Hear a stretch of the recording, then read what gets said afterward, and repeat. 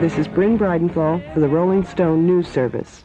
From the latest issue of the magazine, George Martin recalls those early days of the Beatles when he produced their first album, which was named after their first hit single, Please Please Me. It was quite hard work getting them anywhere in England. It was tough selling them. And it was a great breakthrough when we made number one, Please Please Me.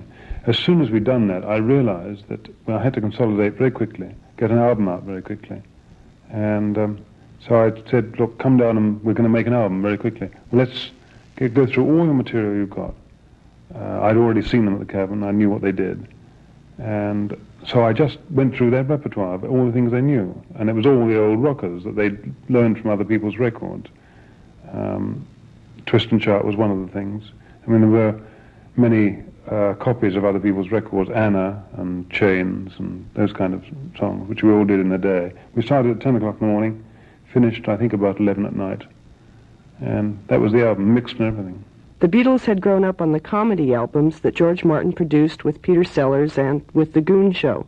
He'd always liked painting sound pictures on record, and by the time of the Revolver album, they'd all become a bit more adventurous in the studio. Oh, they loved all sorts of gimmicks. I mean, they were always asking for new ideas and for new things to do. John in particular would say, you know, do something to my voice. I want to hear something different. He never liked his own voice, and I could never understand this. I think that his voice is one of the greatest that there's ever been. I think it's a super voice. But for some odd reason, he was always say to me, can't you make it different? Can't you disguise it? Do something with it. Flange it, or whatever it is you like to call it. And we did all sorts of things. We ADT'd it. We put it in tape echo. We put it in slapbacks. We put it in through Leslie speakers. We compressed. We equalized it. We did everything but destroy it completely. And still to this day, he prefers a distorted version of his voice. And in Tomorrow Never Knows, John wanted a very spooky kind of track. He wanted a very ethereal kind of sound. The words are from the Tibetan Book of the Dead, as you know. And he told me he wanted his voice to sound like a Buddhist high priest singing from a mountaintop. Well, when we constructed the tape, the original version, we started off with just a drum track from Ringo and a tambura drone. And then we laid down a voice, and to get the necessary effect on the voice, I put it through a Leslie speaker. We did 16 different loops out of the 30 or so they brought me, and divided them into 2 sets of 8, and put them on various machines throughout the building.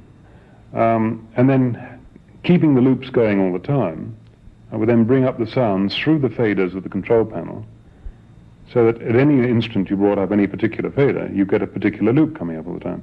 So it's rather like playing a magic organ, you know, you had the sounds going all the time. So all you had to do then was to mix it in with the original bass, the drum track and the bass track and the tambura, and you got a result.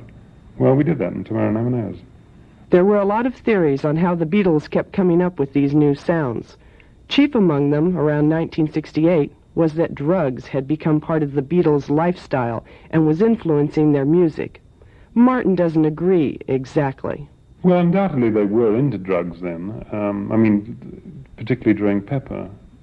But I don't think it affected the recording techniques at all. What it did affect was what they wanted to get in terms of music. And it made it a little more difficult to realize because it was necessarily, their ideas were necessarily slightly more incoherent than they would have been otherwise. But perhaps that gave them a little bit of freedom, I don't know. You know, there'd been much talk about this.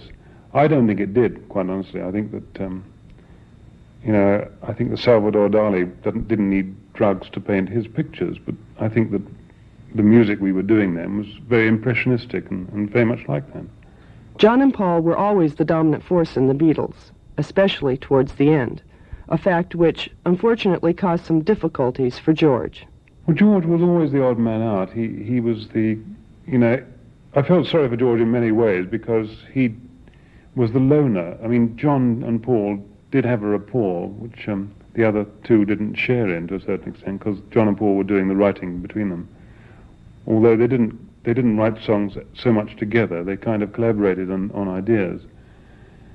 George tried to write his own material, And because of that, he didn't have anyone to write with or to spring ideas off against. Occasionally he would get help from them.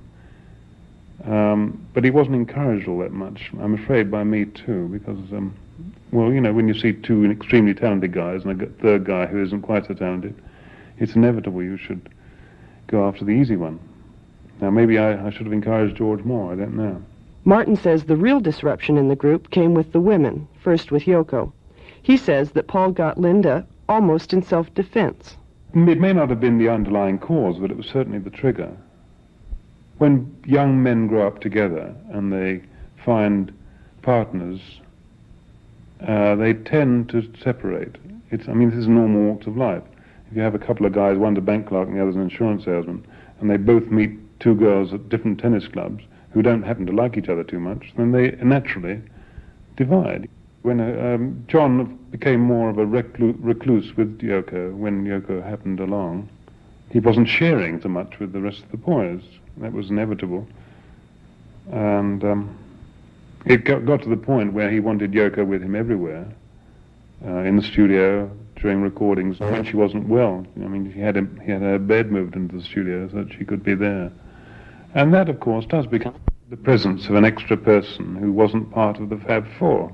The four boys were originally very close. They had a sort of very solid insularity against the world, outside of which were even Brian and myself. The four boys were extremely close. Martin talks about the breakup of the Beatles from his own perspective. Well, from 1962, which is when I first met them, up to, when did they finish? 1970? Yeah. Must have been all of 8 years, probably more. It's an amazing long time for four people to grow up together and stay together. Don't forget, George was only 17 when we started, and so he was in his late 20s by the time they finished together. And that is a very crucial process of growing up. They all became men during that time. And it's amazing to me that they lasted that long under the hothouse pressure that they were subjected to. They were forced up, in growth, and they lived in this golden cage of success. And it's amazing to me that they had the sense and the equability of temperament and the good nature to stick together as they did. I think they would only have done it if they loved each other as they did. I thought they were breaking up during Let It Be, and that was a very unhappy album. Some beautiful stuff came out of it, but there was lack of communication all round. It seemed as though the four boys were going in different directions, and I was going in another one, and we weren't a team as we had been before. And I really thought that was the end of it, and I was unhappy, and I'm sure they were, and I really didn't want to do anymore. However, we got through it, and we actually did make the album. And I was quite surprised when they came to me afterwards, and Paul, in fact, came and said, "Look, let's get back and try and do what we used to do. Will you come and do another album with us?" And then we started Abbey Road. And I really did then make an effort to produce an album, which I got sort of disenchanted with Let It Be, and I tend to let it slide. And Abbey Road turned out to be very good and very warm, and we all worked frightfully well together. It was very nice. And that was the last one we ever did. It was later that Let It Be was altered, shall we say. In fact, Paul and I didn't know about it.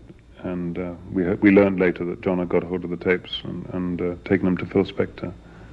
As for Ringo's star, Martin says he was surprised that in 1974, some of the most successful recordings from any of the former Beatles were from Ringo.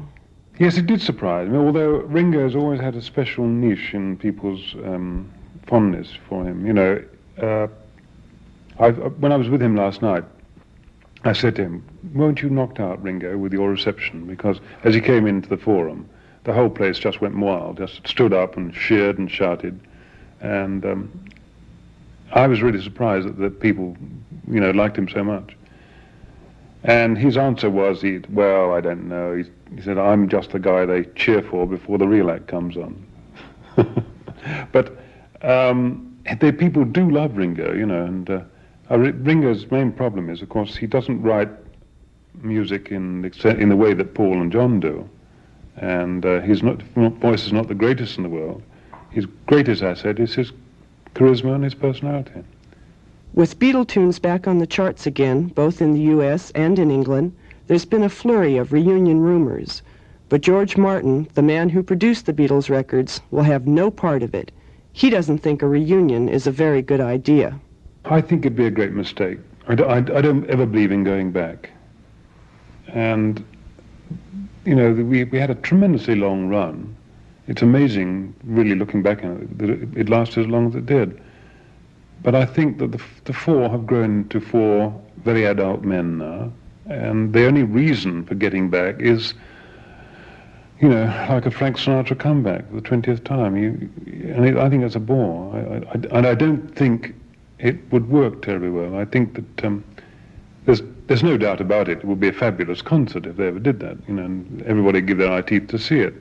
But there would be a large curiosity element saying, I wonder if they're going to be as good as they were. And everyone would be tending to look for knocking for them, you know.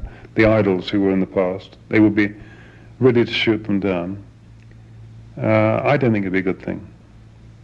I don't want to see it happen.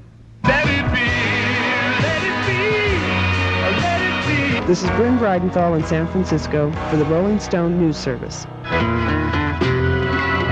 Ladies and gentlemen, you're listening to K100.